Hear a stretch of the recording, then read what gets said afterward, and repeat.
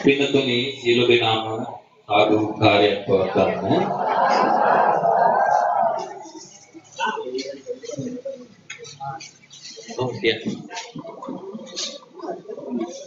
කටින දානං දත්වාන සංගේ ගුණ වරුත්තමේ ඊතෝ තින්සේ මහා කප්පේ නාබිදානාමි සුද්ධති.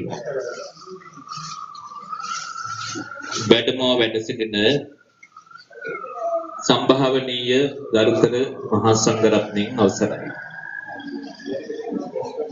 මාපාකන්ද ශ්‍රී අමරගිරි විහාරස්ථානයේ විහාරාධිපති අපේ සමිතානන්ද පඬිත හාමුදුරන් වහන්සේ ඇතුළු විහාරවාසී මහා සංඝරත්නයන් අවසරයි. විහාරස්ථ දායකා සතර පේරුවේ පින්නතුනි සම්බුද්ධ ශාසනයේ පෙන්වා දෙන මහා නියම පින්කම සිද්ධ කරලා ඒ තමන් කළ පින්කම පිළිබඳව ඇති අනුසස් ගෙනහැර දක්වන කටිනානිසංස දේශනාව සුළු මොහොතක් ශ්‍රවණය කරන්නයි බලාපොරොත්තු. සාවධාන වේ සඳහා අවධානය දෙන්න. පින්නතුනි ඔබට මතක ඇති ඇසලපුර පසළොස්වක බොහෝ දිනේදී ඔබ මේ ශාසනය නැමැති කෙතේ ශ්‍රද්ධාව නැමැති බීජය කල්මල් ඉන්න ඕනේ වැඩි වකුරපු දවසේ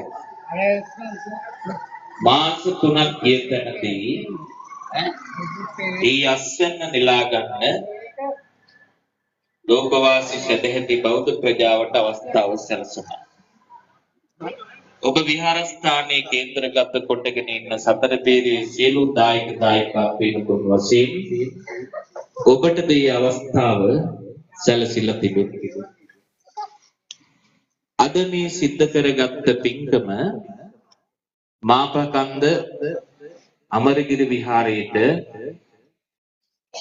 සුවිශේෂී පින්කමක් වෙනවා. මේ විහාරස්ථානයේ විහාරාධිපතිව වැඩවිසූ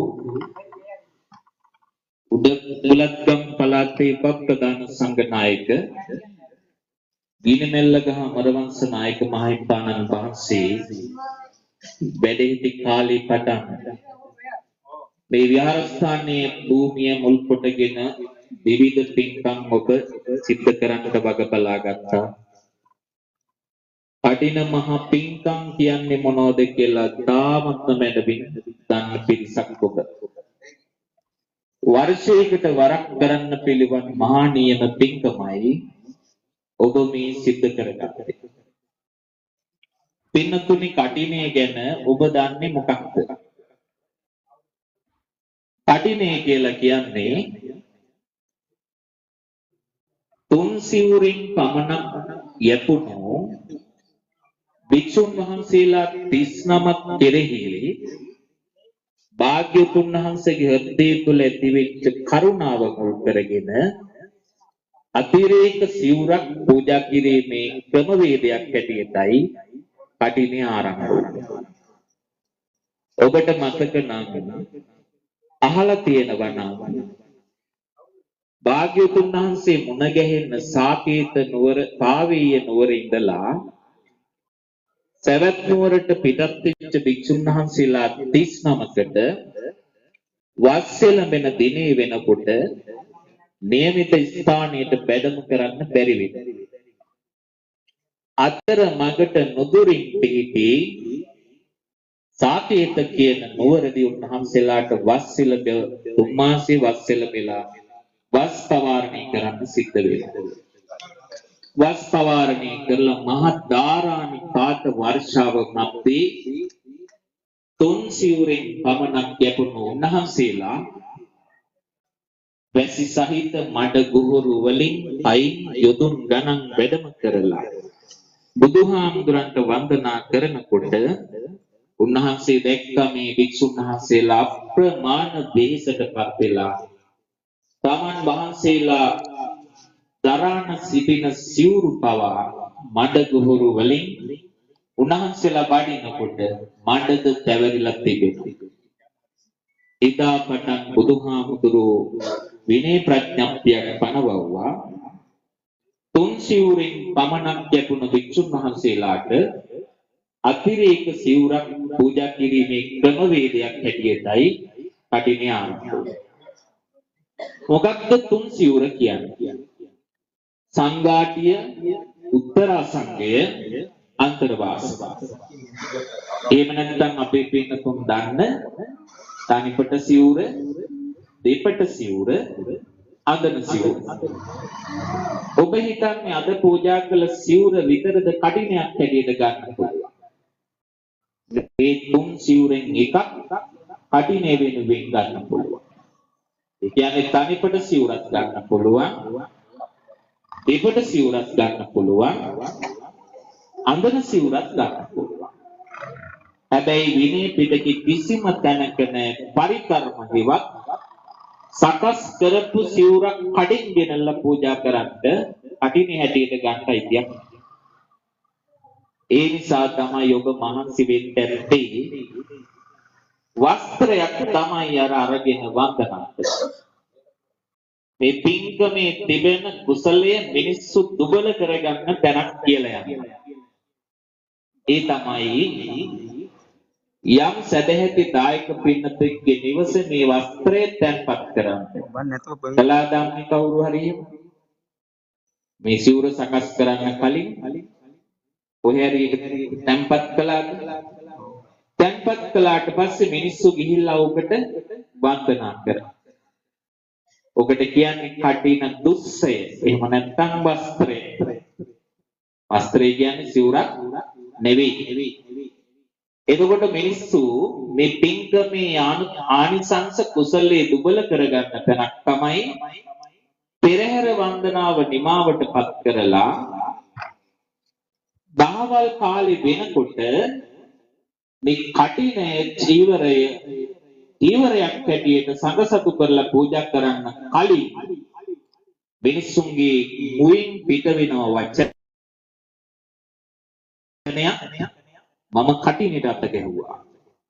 මම කටිනේට අත ගැහුවා. සමහර වෙලාවට එහෙම කියන දායක පින්නතුන් දවල් වෙලාවේ පන්සලේ නැති වෙන්න පුළුවන්. එහෙම වෙන්න පුළුවන් නේ. එතකොට ඔබට මුණ ගැහෙනකොට කියන ඇත්තදී මං කටිනේට අත ගැහුවා ඊයේ. හැබැයි අත ගැහුවේ මොකටද? වස්ත්‍රයට විතරයි. වස්ත්‍රයට විතරයි. කටිනේ උනේ ඒක බුදුහාමුදුරුවෝ නියම කොට වදාළ දිනේ ප්‍රඥප්තිය මෙතනදී මහා සංඝයාතින් ඉටුනොත් විතරයි. ඒ තමයි මේ පින්කමේ වැදගත්ම තැන. මිනිස්සු මේ කුසලයේ දුබල කරගන්න තැන. බුදුහාමුදුරුවෝ කටිනේ ගැන බණ ගොඩක් කියන්න ඕනේ. දන්නවනේ ඔය. දන්න දේවල් අතරින් දන්නා දේ තවත් දැනුම තව දියුණු කරගන්න නොදන්නා කරුණු කීපයක් කියලා යන්නත් බලන්න. පින්නතුනේ ඔයන්තු දන්නවා මිනිස්සු අතරින් විවිධ කුඩා අනු කුඩා අකුසල් සිද්ධ වෙනවා ජීවිතේ. ඔබ අතින් කුඩා අනු කුඩා අකුසල් සිද්ධ වෙනවද නැද්ද? වෙනවා පින්නතුනේ. අපි මිනිස්සුනේ කුඩා අනු කුඩා අකුසල් මිනිස්සු අතින් වෙනවා. හැබැයි බණ පොතේ කියනවා යස්ස පාපං කතං කම්මං කුසලේන කිතියති සෝයිමං ලෝකං පබාසේති අබ්බා මුත්තෝ චන්දි. මිනිස්සු අතින් සිද්ධ වෙන කුඩාණු කුඩා අකුසල් බලවත් වූ පින්කම් වලින් බහලා දාන්න යටපත් කරලා දාන්න පුළුවන්. අන්නේ විදිහේ යටපත් කරලා දාලා දාන්න පුළුවන් වන පරිද්දෙන් වෙන පින්කමක් තමයි කටින පින්කම කියලා කියන්නේ. කටිනය ගැන ඔබට මේ ආනිසංස ලැබෙන්න පන්සලේ හාමුදුරුවෝ නමක් වස්සසල උන්වහන්සේ වස් රැකගෙන ඉන්නත් ඕන. මේ පන්සල ගැන මට කියන්න කරුණු ගොඩක් තියෙනවා. අපේ දායක පින්නතුන්ට මම බොහොම ආදරෙන් කියලා දෙන්නේ. මෙන්න මේ කාරණා. පන්සල් ගොඩනැගිලි භෞතික සම්පත් කොච්චර තිබ්බත් භික්ෂුවක් නැත්තම් ඇති වැඩක්. ඔබ දන්නවද සම්බුද්ධ ශාසනයේ ජීවමාන සංකේතයේ භික්ෂු. භික්ෂුව නැත්තම් ඕවා නිකන් ගොඩනැගිලි විතරයි. ඕවට ජීවයක් සපයන්නේ භික්ෂුවයි. ජයශ්‍රී මහ බෝධිය ගත්තත්, දලදා වහන්සේ ගත්තත්, රුවන්වැලි මහ දාගැබ චෛත්‍ය ගත්තත් වෙනතු. මේ ලෝකේ ඒවට ජීවේ සපයන භික්ෂුව තමයි අතිශයින්ම ඒවට වැදගත්. ලෝකේ බෞද්ධ දර්ශනයේ පුරාවටම තේරවාදී ධර්ම විසිරිච්ච රටවල් වල අපේ රාජ්‍යයන් වලට වඩා බොහෝ රාජ්‍යයන් පින්නතුනේ වෙනසුයි. අද ඒව නටබුන් හැටියට ශේෂව පවතින භික්ෂුන් වහන්සේලා හිමි කරපු නිසා, අහිමි වෙච්ච නිසා මේ විහාරස්ථානයේ දැන් සමිත පොඩි හාමුදුරන්ට වගකීම් පැවරිලා. නායක හාමුදුරුවෝ පරපුරට මේ පන්සල දෙන්න ඕන කියලා හිතලා තමයි මම දැන් මෑත කාලේ දඹදිව වැඩම කළා. නන්ද හාමුදුරුවෝ මට මුණ ගැහුණා. නන්ද හාමුදුරුවෝ තමයි මේ පන්සලේ බාරකාර. උන්වහන්සේගේ ශිෂ්‍යයන් වහන්සේ තමයි දැන් සමිත හාමුදුරුවෝ. සමිත හාමුදුරුවෝ මම පෞද්ගලික කාලේ දකින්නකොට උන්වහන්සේ ඉගෙන ගන්න තැන්වල අවදීදී හිටියේ. අද ඔබ මොනතරම්නම් වාසනාවන්තද. උපාධිධාරී භික්ෂුන් වහන්සේ නමක් පන්සල සතු.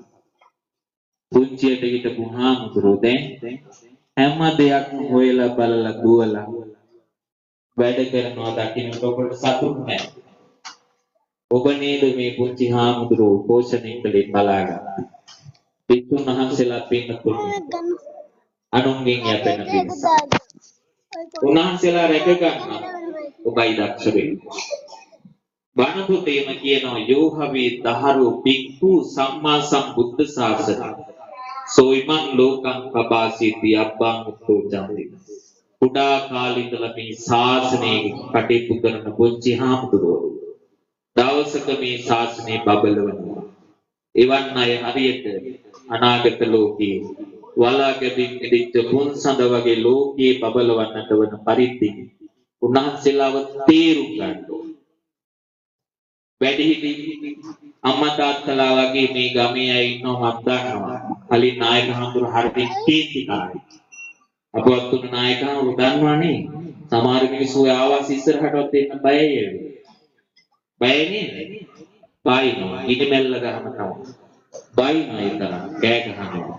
ඒ වුණාට උන්වහන්සේ ඒ වගේ වැඩම හිටියේ මොන තරම් වටිනද?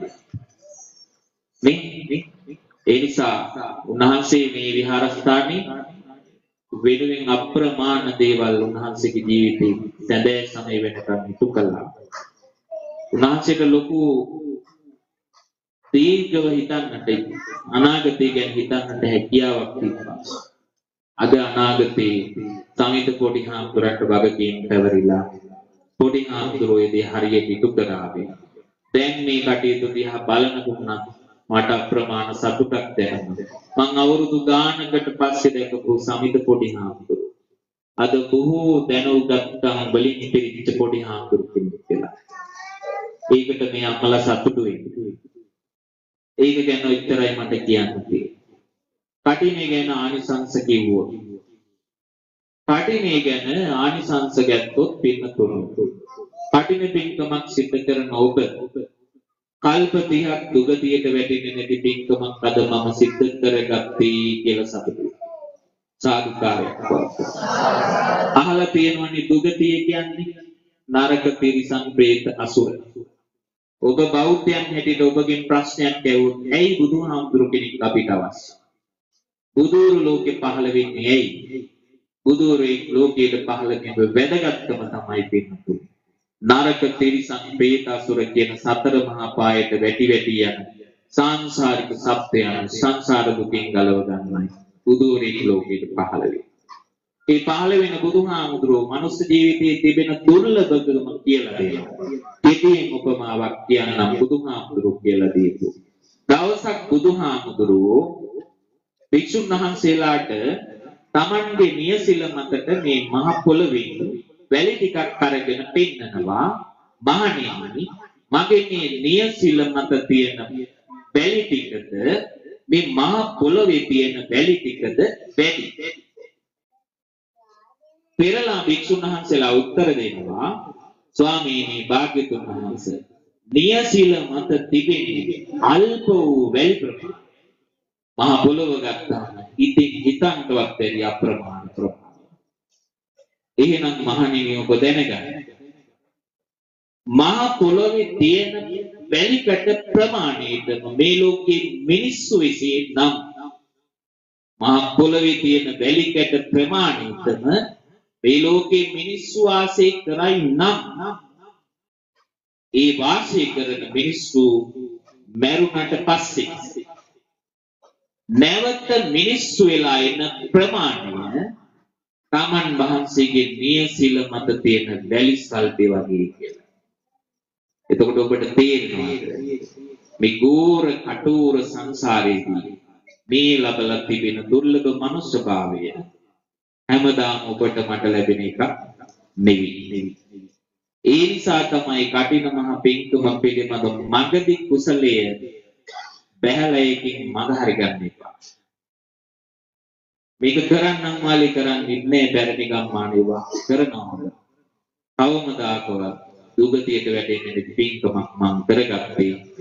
නරක තිරිසන් ප්‍රේත අසුර කියන හතර මහා අපායට වැටෙන්නේ පිංකමක් මම කරගත්තේ කියලා සතුටු. ඒ විතරක් නෙවෙයි. පින්නතුනි කල්ප 34ක් යනකම් කල්ප 18ක් යනකම් පින්නතුනි දේවලෝ උපදින්නට පිළිවන් වන වටිනාම පින්කමයි අද මම සිද්ධ කරගත්තේ කියලා සතුටුයි. බණ පොතේ කියනවා ඔය සිවුරක් මහනකොට පැරණි බණ පොත්වල තියෙනවා ඔය සිවුරක් මහනකොට ඉදිකටු වාර ගණන 84000ක් විතර වදිනවා. පැරණි හාමුදුරුවෝ ඔය සිවුර මහනකොට ඕකට වදින ඉදිකටු වාර ගණන 84000 වගේ ගානක් කියලා පැරණි හාමුදුරුවෝ බණ පොත්වල සඳහන් කරනවා. පින්නතුනි ඔය ඉදිකට්ටක් ගහන වාරයක් ගානේ පින්නතුනි කටින චීවරයක් පූජා කරන කෙනෙකුට පින්නතුනි චක්‍රවර්ති සම්පatti ලබන්න පුළුවන් කියලා බණ පොතේ තියෙන්නේ කියලා සතුටුයි. ඔබ අහලා තියෙනවා මේ ලෝකේ මිනිස්සු දෙව්ලොව, නිරය, අපාය පිළිගන්නේ නැති තැනට සමහර මිනිස්සු සමාජයේ ඉච්ඡාගත ජීවිතයේදී ඇතැම් මාකල්ප අදහස් සුදහස් ප්‍රවර්තනය කරනවා. කොහෙද අපාය තියෙන්නේ? කොහෙද දිව්‍ය ලෝක තියෙන්නේ?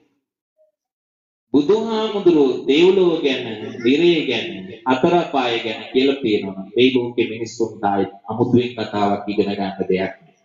බුදුහාමුදුරන්ගේ බුද්ධ විශේෂ කියනකො ඔබ මට ඉතින් හිතන්න ඕනේ. මිනිස්සු ඒකේ අප්‍රමාණ පාපයක් කරගන්නවා. බුදුහාමුදුරුවෝ කියලා තියෙන දේශනා පිළිගන්නේ නැහැ කියලා කියන්නේ ආ වැඩිනවා මිත්‍යා දෘෂ්ටිය. පොඩි කාලේ ඉගෙනගෙන තියෙනවද බලන්න පංචානන්තරීය පාප කර්ම කියලා පහ. මේ පින්කම වගේ පින්කම් කෝටි ගණන් දහස් ගණනක් කරත් වැඩක් නැහැ. පංචානන්තරීය පාප කර්ම අතරින් එකක් කරපු මිනිස්සෙක් මේ ලෝකේ වාසය කරනවා නම් එයා කටින පින්කම් 100ක් 1000ක් කරත් වැඩක් නැහැ. ඊළඟ භවයේදී අනිවාර්යයෙන්ම නිරේට වෙනවා. ඒ විතරක් නෙවෙයි බුදුහාමුදුරන්ගේ බුද්ධ දේශනා පිළිගන්නේ නැති කෙනෙක් දෙතුත් මේ ලෝකේ ඉන්නවා නම් එහෙම අර දෙව්ලොව, නිරය, අපාය පිළිගන්නේ නැති මිනිස්සුත් ඉන්නවා නම් එයත් දෙන්නේ පිටුතුනි. මිත්‍යා දෘෂ්ටිය කියන එකට මිත්‍යා දෘෂ්ටියේ බරපතලකම කියලා දෙන්නා. ඔය පංචානන්තරීය පාප කර්ම පහටත් වඩා මේ ලෝකේ බලගතුම ගර්ථ කර්ම ගණීට ගෙන අකුසලයේ තමයි මිත්‍යා දෘෂ්ටිය. ඒ නිසා කවමදාකවත් බුද්ධ දේශනා පරිබාහිර දේවල් ඉක්වලට ගන්නේ නැතුව මේ පින්කමට සම්බන්ධ වෙන්නට මනස හදා ගන්න ඕනේ. උපදින හැම ආත්ම භාවයකදම පින්නතුනි ත්‍රි හේතුක ප්‍රතිසන්දීකින් පිරිච්ච ජීවිතයක් ලබන්න. අන්ධෙක් වෙන්නේ නැහැ. ගොළුෙක් වෙන්නේ නැහැ. පිහිරෙක් වෙන්නේ නැති ආත්ම භාවයක් ලබන්න පිළිවන් වන මහා නියම පික්කමයි අද මම සිද්ධ කරගත්තේ කියලා සතුටු. උපදින හැම වාරයක් පාසා පින්තුනි සියලු සම්පත් වලට හිමිකම්කාරී බවට පත් වෙන මහා නියම පික්කමයි මං සිද්ධ කරගත්තේ කියලා සතුටු. පින්කමේ ආනිසංස තව ගොඩක් කියන්න කාලේ නෙවෙයි. මේ පින්කමේ ආනිසංස ගැන සඳහන් කරපු ගාථාවක් තමයි මම ඔයත්තන්ට මුලදී ප්‍රකාශ කළේ. මේක මම ගාථාවක් මං කියන ගාථාවක් නෙවෙයි. කටිනේ ගැන බුදුහාමුදුරෝ දේශනා කොට වදාළ වටිනම ගාථාවක් මේ ගාථාව. මේක සඳහන් වෙන්නේ පින්තුනි නාගිත තේරපදා. මේක කල්ප 91කට පෙර මේ ලෝකෙ පහළ වෙලා ඉඳලා තියෙන බුදුවරේ ඒ තමයි විපස්සී කියන බුදුහාමුදුරෝ. විපස්සී බුදුහාමුදුරුවෝ මේ ලෝකෙ පහළ වෙන කාලේ නාගිත කියන හාමුදුරුවෝ මහා සංඝයා වහන්සේලාට කරපු කටින පින්කමක් ගැන සඳහන් වෙන්නේ ගිහි කල. ඒකේ ආනිසංස අතර උන්වහන්සේ මේ පින්කමේ ලැබූ අනුසස් උදාන වාක්‍ය වලින් ගාථාවකින් ප්‍රකාශ කරනවා. ඒ ඇතුළත් කෘතිය තමයි නාගිත තේරපදා. මේ නාගිත තේරපදානේ තියෙන එක ගාථාවක්. කටින දාන දත්වාන සංගීතේ තිචීවරං ඒකස්ස කටින දානස්ස කලන්නාග්ගති සෝලසිංකිය.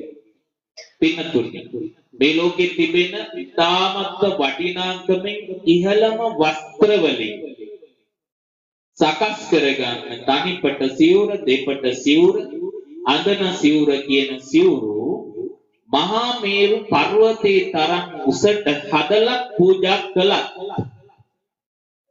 කටින චීවරයක් පූජා කරගත් ආනිසංස අතරින් ඒකත් කල පින්නතුනි 16 පංගුවෙන් එක් කොටසක් තරම්වත් නොවටින්නේය කියලයි නාගිත තේරපදා. ඒකින් තේරුම් ගන්න මේ ලෝකෙ තිබෙන වස්ත්‍ර ඕන තරම් තියෙනවා. මේල ගණන් ගත්තාම ඉහළින් තියෙන වස්ත්‍ර වලින් තනිපට දෙපට තුන්පට සිවුරු හදලා මහා මේරු පර්වතයේ තරම් උසට හදලා පූජා කළා. කටින චීවරයක් පූජා කරිය ගැනීමේ ආනිසංසික ඒගත් කල ඒ 16 පංගුවෙන් එක් කොටසක් තරම්වත් නොවටින්නේ කියලා සඳහන්. ඒ නිසා ඔබ කරගත්තේ නම් ඒ වගේ මහානීය පින්කමක් මේ කටින පින්. රැස් කරගන්නේ දුණු කුසල් පින්. ප්‍රථමයෙන්ම අද පින්කමේ මූලිකත්වයේ අරගෙන කටයුතු කරපු දායක පින්තුන්ගේ පවුලි සියලු දෙනා ඇතුළු කොටගෙන ඇති. මේ විහාරස්ථානයේ සතර පේරුවේ සියලුම දායක දායිකා පින්තුන් මේ පින්කමට ඉතාමත් මැනවින් මහන්සි වෙන්න ඇති. තවදත් ඒ වගේම කටයුතු කරන්න ඇති. ඒ නිසා ඔබගේ නමින් නන් අයුරින් මේ පරිලෝකීය සියලු දෙනාගේම සාංසාරික භවගත සූපත් භාවයටමපත් වේවා. ඒ අයගේ සාංසාරික ජීවිත සැපවත් වේවා. මේ අනවරාග්‍ර සංසාර ගමනේදී සාංසාරික හේතුවක් ඇතුව මියගොස් අභව්‍යතනක වුණා නම් ඉන්වත් මිදිත්වා සූපත්තාත්ම භව ලබත්වා සැපවත්තාත්ම භව ලබා විත්නම් ඒ සැපවත්තාත්ම භව දියුණු පමුණවාලීම පිණිස මේ පින් හේතු වේවා. වාසනාව වේවා කියලා සාදුකාරයක් පවත්තා. ඒත් එක්කම මේ විහාරගණේ විහාරස්ථානයේ විහාරාධිපතිව වැඩ විසූ උඩුකුලත්ගම් පළාතේ පත්ප්‍රදාන සංඝ නායක අවසරයි අපවත් වේවදාල ඉනිමෙල්ලගහ අමරවංශ නායක මහින්පාණන් වහන්සේ වරක් ප්‍රමුඛ මේ වර්ග මේ විහාර පරම්පරාවේ අපවත් වේවදාල සීලම සංඝ පිටුරෝරයන් වහන්සේලාට මේ පින් අනුමෝදන් වේවා. උන්වහන්සේලාගේ සංසාරික ජීවිත සුවපත් වේවා. කෙලවර නිවනින් සැනසෙත්වා කියලා සාදුකාරයක් පවත්වනවා. ඒ වගේම සමිතානන්ද පොඩි හාමුදුරුවෝ ඔබ පින්නතුන්ට අනුශාසනා ලබා දෙමින් මේ විහාරස්ථානීය අපූර්වට වැඩ ඉන්නවා. ඒ නිසා උන්වහන්සේට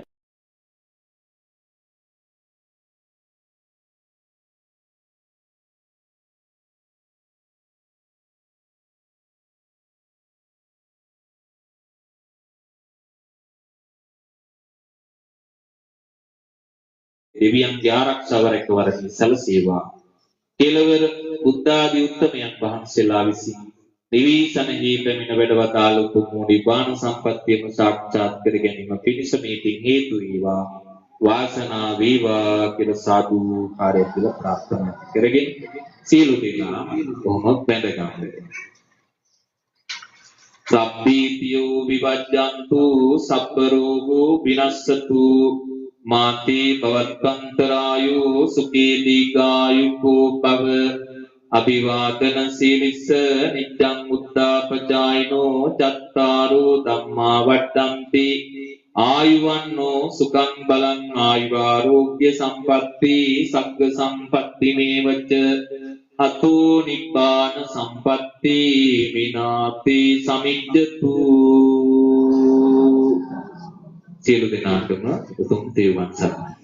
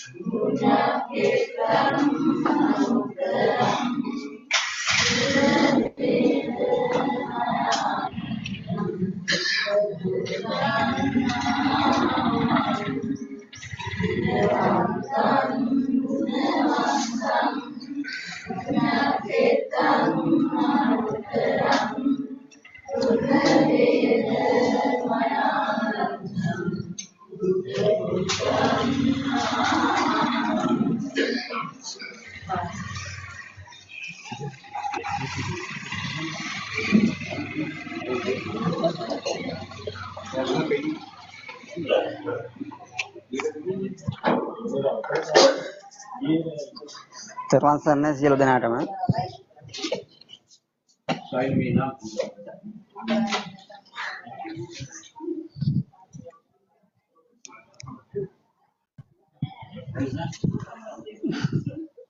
තෙරුවන් සරණයි සියලු දෙනාටම. ආදරය ආස්තරං සංජයකේ පූජානම් දැන් ඉවරයි. මාව ඇහෙන්නේ නැද්ද? එහෙනම් කියන්න. ඉවරද? හරි. दादी माँ कला से अभी दादी माँ අමීර් තමීරා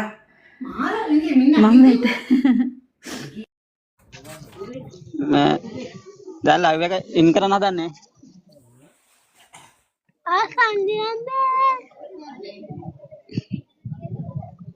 से कॉल लग गन्ना है Nandi red telephone telephone phone ने कदन दूना मांगा नहीं किधर है फोन? उसका हाथ में फोन. आप दूसरा फोन क्या कलर है? व्हाइट का आपका हाथ में मालूम नहीं है किधर है आपका रूम में फोन. इतना फोन आपका पास है. मैं संजय मैं लाइव එක ඉන් කරන්න දැන්. हरी हरी हरी हरी හරි. मारा सिग्नल नहीं हरी हो इन कर. ආ.